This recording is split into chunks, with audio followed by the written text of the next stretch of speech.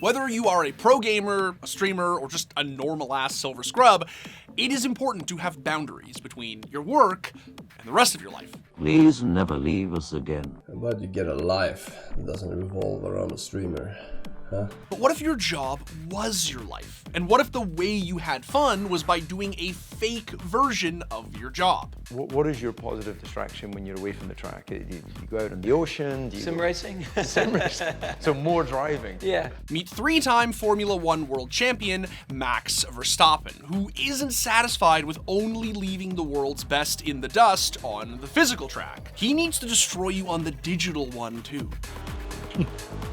I didn't touch him with netcode. But how did we get here? Why is Verstappen so addicted to sim racing if he dominates what many consider to be the ultimate version of the real thing? His whole life is about racing. He doesn't do anything else. This week, I think you've been on Twitch quite a bit, just kind of late night racing and stuff like that. I just wondered how many hours do you think you've clocked up this week? And are you a bit of a night owl when it comes to these races? Is it just easy to do that stuff? Is it easy to do that and unwind? Because I think a lot of people are just impressed that I think this morning you were racing and then you're here tonight.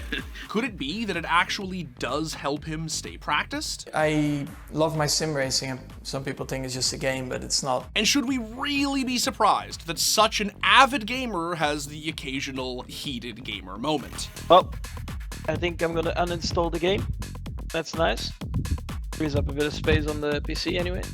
And I really hope everyone installs the game. Here we go. There's the statement. Yeah, Sven Hartzer was not the best friend of Max Verstappen after all of that. Okay, so before we dive into the story of what has to be the world's fastest gamer, please like the video if you enjoy it, sub to the channel, and maybe consider ringing that notification bell. Plus, if you're a super fan, we have merch. Check out our store at shop.thescore.com to see what we have for you. Okay, so as of right now, Max Verstappen is one of the greatest Formula One drivers ever to do it. The guy lives and breathes racing. He's already won 3 F1 World Championships, and it really seems like he's not done yet. He was born in 1997, and both his parents were involved in motorsport. His father, Jos Verstappen, was a former Formula One racer. And just like many of esports' greatest stars, he got started young. Max started go-kart racing when he was just 7. But his head start let him make history on the track as he fought his way through other circuits. You know, it got announced, and in the Dutch media there's a lot of hype around him. Of course, yeah. Mainly because of Jos. Jos was our superstar at the point in F1. He was not active anymore, but Max was the world champion in karting.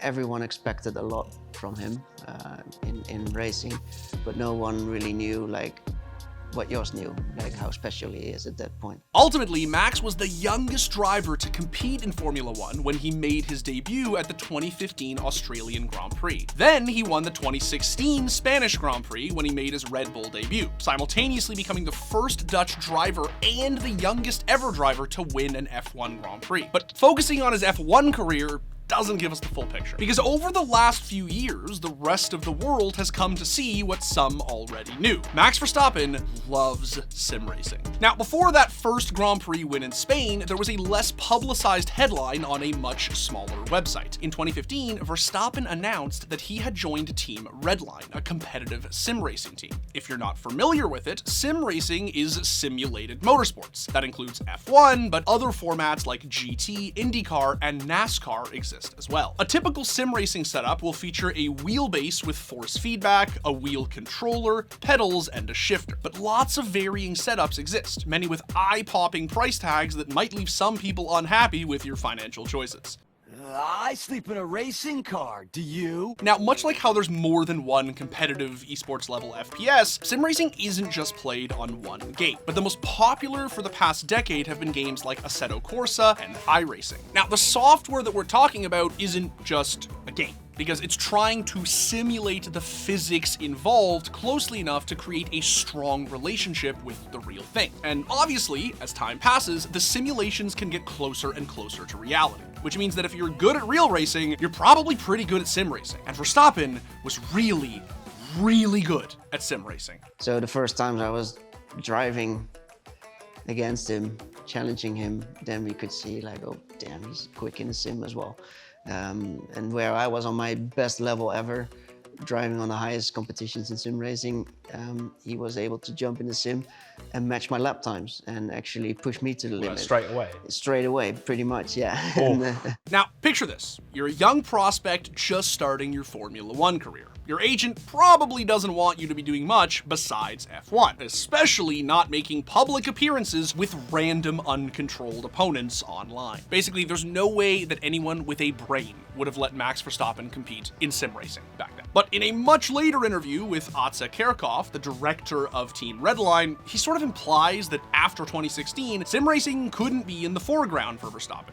But what was most important was Max was very young at that stage, and he was a celebrity already in Holland. And sim racing was such a weird place at that point that if I told him to sign up for iRacing, start driving, he would be in all the newspapers within a week because some stuff will happen and he doesn't oversee the consequences at that point of his career. With Max worried about his career and just being recognized, Kerkhoff said that Team Redline acted as a community where the budding celebrity could test sim racing ideas and train his skills behind closed doors. Now, Verstappen stopped making sim racing headlines for a couple of years. But that did not mean that he stopped thinking about sim racing. There were videos where he tested out sim racing setups or tested out new games. And up-and-coming IndyCar and NASCAR driver Sage Karam gushed about a practice session he had shared with Max on the sim. It sort of feels like Max couldn't wait to be more open about it. But while Max was still primarily focused on Formula One, sim racing was growing, both in popularity and in respectability from the motorsports community. So again, I don't know if his agent or publicist gave him the green light, or maybe people suddenly respected sim racing enough for it to be okay for him to compete. Or maybe Max was just so good that no one could say no to him. Or maybe it could just be justified as practice. After all, sim racing does model the tracks that Max races on, and in some cases, he apparently actually modeled real-life situations and tested them in the sim. All he wanted to do was overtake, battle together, link the sims up, battle together, and on the most impossible tracks, try still to find a way to overtake. I think Spa was a good example at some point where he did that overtake around Blanchimont. And the week before, we linked the sims up in iRacing. Spa was races again, we put the F1 model in. Finally, in 2019, Max was truly, openly back in sim racing, competing in the 24 Hours of Spa iRacing event alongside Lando Norris. But there was a slight mechanical malfunction during the race. Oh no. I think my brake failed a bit. Wait. Oh! Holy f***. Oh my god, Max. What are you doing? Your brake pedal fell off? Mate, yeah, I swear, what the f***? Lando Norris took over as driver after a tow to the pit, and Redline took the win. In late 2019, coming off what Max described at the time as his best season in Formula One, he announced his intention to compete more consistently in sim racing in 2020. In that same announcement, he said that his 24-hour Spa race was the highlight of his off-track year. But Verstappen could not have known how much sim racing was about to change. With the Australian Grand Prix scheduled for March 2020 cancelled by the pandemic, Max decided to instead compete in the Race's All-Star Esports Battle, a sim racing event held on R-Factor 2, a game that Max didn't really play. Other real-world drivers with an interest in sim racing got invites, and sim racer competitors did too. The stream did well for sim racing and set off a flurry of replacement events. And because Max was online more, and because some people wanted to watch Formula One before it resumed in July, we got to see a lot more of him. A lot. It is. They call it, it's amazingly bad luck. Well, this is just incompetence. It's just a shame for everyone here in the team. I mean, we all wanted to do well here and prep, and then you get this. Well, I think I'm gonna uninstall the game. That's nice. Frees up a bit of space on the PC anyway. And I really hope everyone installs the game. Now, we should be clear. We're not saying that Max didn't have a valid gripe in these or other circumstances. No one likes crashing. It's frustrating, especially where competitive integrity is affected. We can relate. Jay? Has he crashed? He's crashed! Oh no! In a pivotal round! He's at the back of the site in the open! What we are saying is that Max's reactions clearly marked him as a gamer. Raging out is a time-honored gaming tradition. Like his iconic forefathers before him, Max needed everyone to know that any problems he experienced were not his fault. It was always the game. Make sure that your brake pedal doesn't fall off like half a year ago, just saying. Yeah. Funny. I didn't touch him, it was net code.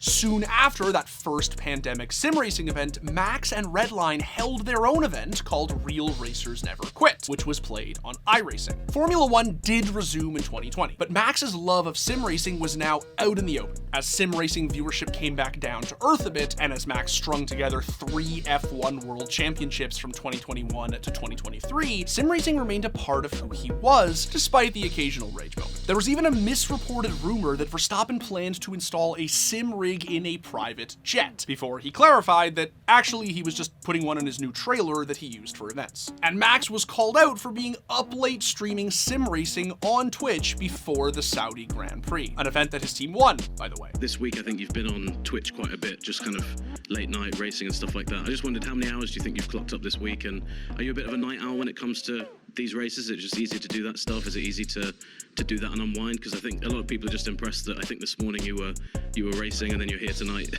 And I mean, come on, who among us has not risked it all for one more game? While a lot of the attention around Max's sim racing does seem to be positive, it's also true that he does occasionally still have those gamer moments. In July 2023's iRacing Golden Toast event, Max retaliated against another player, Sven Ole Haas, by ramming them.